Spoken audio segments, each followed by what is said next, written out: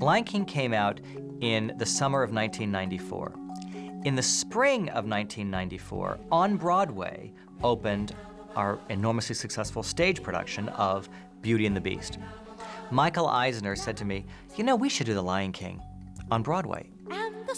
I think Tom Schumacher's on the record saying, "You're crazy, Michael." Are you nuts? You're talking about a lion. Whether it was a good idea, whether we thought it was a bad idea, we all thought it was a bit nutty at first. That's the stupidest thing I ever heard. Everybody said, oh my God, you've got to be kidding. Lion King? What are they going to do, wear rubber heads and dance around or something? It just sounded awful and absurd. I thought, well, this would be like Cats, you know, but 20 years too late. I just didn't know how they could do it, except for, you know, for having all those kind of mascots that you see at like professional NFL games walking around doing numbers. And I thought, hey, that's going to be really great. So there was a lot of laughter accompanying the idea. So I simply said to Tom Schumacher and Peter Schneider, if you don't figure out what to do, then I'm just going to go do it. My point exactly. Because everybody was skeptical, and that created a scurrying around. It was Tom Schumacher, I think, that had just worked with Julie Taymor in a number of Broadway venues and said, the only way I can ever imagine it working is to have someone re-envision it, reinterpret it for the stage and do something highly theatrical. Julie's idea was very different because she said, although this is a story told with animals, it's a human tale. It's a tale of us. And so to do that, she wanted the human revealed at all times. And if you look, whether you play a principal character, whether you play an ensemble person who is becoming animal and plant, all these things, you always see the person. I had to play with keeping a certain amount of the character of the Disney character so that they're recognizable. But then I was also very inspired by African masks, which are much more abstract, much more stylized, much more essential, less soft and round. But you'll also see my style, and I have a definite sculpture style, mixed with Africa, so it's kind of a three-prong thing. I wanted them not to look so flat. I want them to have a kind of depth that wood has. So texture and organic materials, fibers, wood, something that would make it less cartoon-like. This isn't to be a cartoon brought to life. This is an actual theatricalization of The Lion King as a script. Julie has a great way of taking a lot of different influences from around the world. You know, that she studied the Balinese dance and Balinese mask making, and she took a lot of the rhythms and the shapes and things from that. And the bunraku puppetry from Japan, where the people manipulate the puppets in front of them and they're dressed in black. She took that idea for Timon and for Zazu, and the mixture of all of this, the mixture of masks and puppets and people and the abstraction of it, I think, just really helped make Lion King work. It's very hard to single out any one individual and say they were responsible for what happened. I'm a very big believer in the collective process of the coming together of an extraordinary bunch of artists to create something extraordinary. Without Julie Taymor, however, The Lion King in its present form would never exist.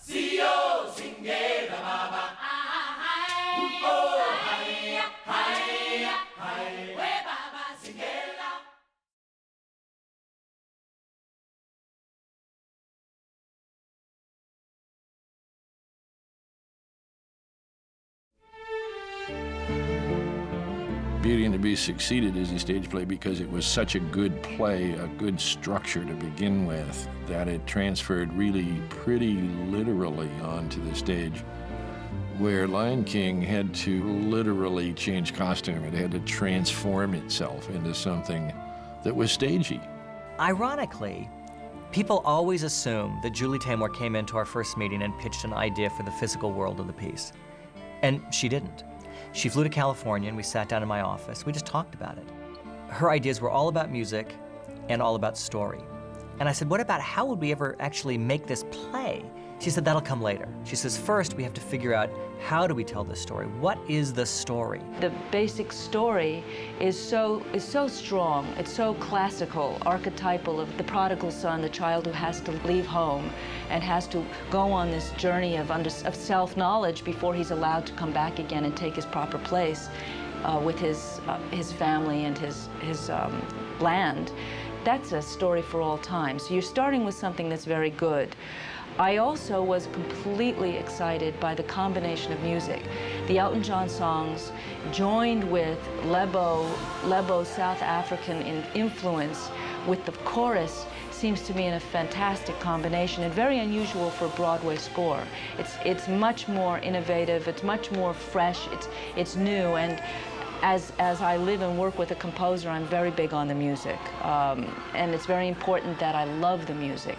And so there's a lot of this that I think is very inspiring. And so she began immediately working to shape the story, to expand the role of Simba, to figure out who is Nala, why did Nala leave, why did she find Simba, and the role of Rafiki. She had big ideas about how to adapt Rafiki.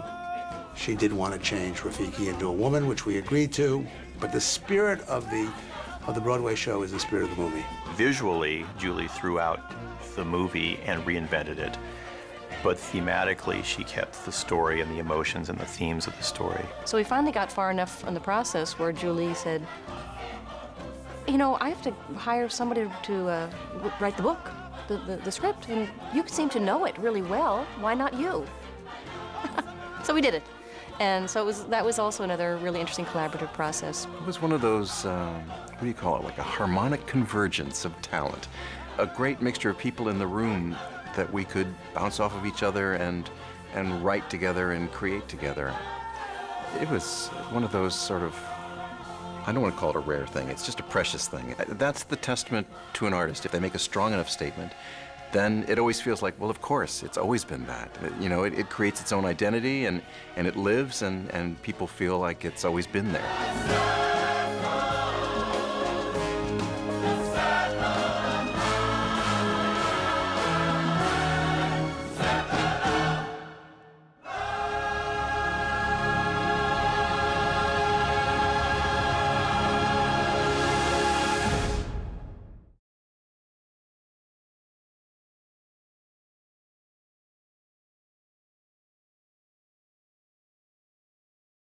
I think Julie's fundamental contribution was to say that what you saw visually on the screen, the sense of Africa, needed to somehow be translated into the stage play. And her instinct was that the music was that translation. She re-emphasized or made more important the African element of the film too. The Lebo M stuff, and that works so brilliantly. We approached two teams simultaneously, the same two teams that we had essentially done the movie with. So we went to Elton and Tim and spotted 3 different places for them to write songs, and they did that. It was The Morning Report, Chow Down, and The Madness of King Scar, which opens the second act. And we said, we need these 3 story points to be told.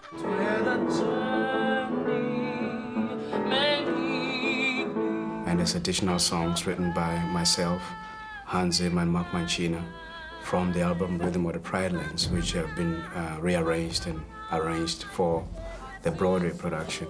There was so much energy, so much positive energy that was still in them from the project that they went on and did that other album, Rhythm of the Pride Lands. Rhythms of the Pride Land became such a key and instrumental piece of the stage show. The Broadway show wouldn't exist without them having done that album. It's interesting how one thing just grows out of the other. And Lebo M and Mark Mancina, taking the sounds of that album, of weaving it in, created the chorus and the Africanization of the Broadway show, which I think is the essence of what people find so powerful. But in that case, it was very difficult, because if you look at the range of music in the Lion King stage musical, we have everything from sort of traditional African, Chinese, and then we go into British pop songs. Goes all over the place. And in that situation, you have a live band in a pit that has to play all of that. It's not, you can't have recordings, you don't have sequences. You have a live band that has to have that range. It was an interesting problem, but it was exciting because of the fact that it's organic and it's all performed and all played every single night live. And the more live I could make it, the more tactile and really feel like a totally present event, the more exciting I think it could be as theater.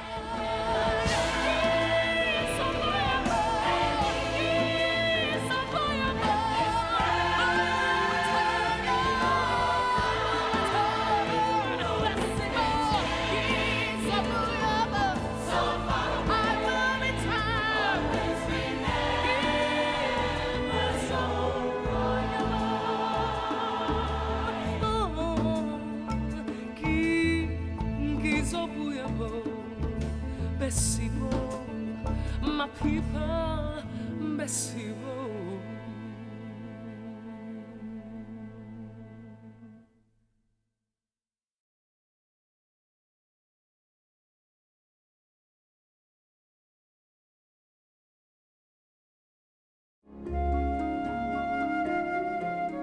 What is wonderful about the theater is the ability to create illusions and to create magic. Everyone said to us, how in heaven's name are you going to put The Lion King on stage? But of course, it all comes down to stage design. And there was a fantastic team, really headed by Julie. Julie put the team together and really shaped the vision for the show. She, of course, designed the costumes, and along with Michael Curry, designed the puppets and the masks. But she sculpted herself all of those puppets, all those masks. Those are her original sculptings. She designed the costumes, coming up with ideas like that the cast, the ensemble, could be both flora and fauna, that the savannah could rise up out of the floor with, in a sense, grass pallets on people's heads, and that they could sing. The savannah itself is singing. They become plant life again inside Can't Feel the Love Tonight. But they also play the fauna, they play the animals. Always revealed, though. Her big idea was always revealing the human. When you look at it, it's really quite simple. It's clean. It uses a lot of, very theatrical, early theatrical tricks. And the simplicity of it is what makes it work so seamlessly and smoothly. The lighting that Don did, the scenic design that Richard Hudson did, was working with this fundamental concept Julie had of you could be very spare and then very full and very spare. And that's all set against Don Holder's beautiful dance lighting, if you will. His fantastic use of color and saturation, the beautiful makeup and hair that Michael Ward did, and then Julie and Michael Curry's work with the puppets, and then Julie's work on the costumes.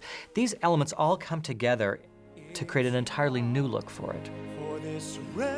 All those ideas are sketches of things that create the illusion that you're someplace else. With you.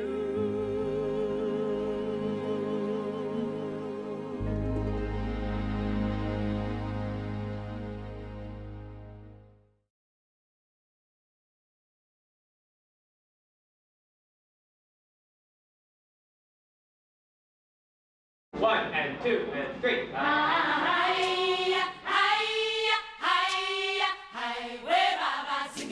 There's a lot of different elements of the movement in the piece. Clearly, there is the fantastic choreography by Garth Fagan, who won a Tony Award for it, and he's a contemporary choreographer who did some of the big, beautiful sequences like the lioness dance. That is such pure dance. There's a great moment where the lionesses take their masks, these sort of crown-like masks off, and extend them out and become like lions. The theme is I'm trying to come up with a movement language for Lion King land, where everyone moves in a certain way. And then I have humans playing animals or plants through the use of Julie Taymor's fabulous puppets and costumes. So that makes it a little bit more tricky, but much more fun. There's not a word to describe what it was like to be given pure Garth Fagan movement, be given pure Julie Taymor avant-garde theater, and pure ancient languages in this beautiful music by Lebo Morake, and putting it all together and saying, okay, now you're a gazelle. Every day was a war between, well, how much of the movement do I do before I distort the puppet? How much do I move the puppet before I distort the movement? How long can I stand like this and sing these notes and be clicking in sounds that are not in English language? One of the singers in the production said something to me that was very profound one night in one of the dramatic moments of backstage. She said, you know what, Aubrey? Everyone in Lion King was brought together to learn something about themselves. And I was like, whoa, you're right. That's exactly what it is. For whatever reason, the universe brought us all together and created this pool of people, not just dancers and singers, but the people that sewed the beads, that painted the silk, that did all these things, came together and tried to put Julie's picture together. Each person involved had to want to make that final picture happen. You see kids' faces, you see adults' faces when those animals walk through the theater at the beginning of the show, and you're blown away. I mean, I get goosebumps thinking about it now. It's still fun to turn around and watch the people behind you realize what's happening. It's an amazing moment in theater. The show does not limit itself to one style. It explodes with different styles. In the same way that it explodes with puppets. You see shadow puppets, you see rod puppets, you see hand puppets, you see mechanized puppets. And all the seams are visible. You know, you see cranks and gears and pieces of sets and scenery go by. Our audience is willing completely to take huge leaps of faith and fantasy. It's something we're all born with, we all have, hopefully for all of our lives. And those kinds of leaps of fantasy are something we try to do in our animated films and something that Julie Taymor did on the stage.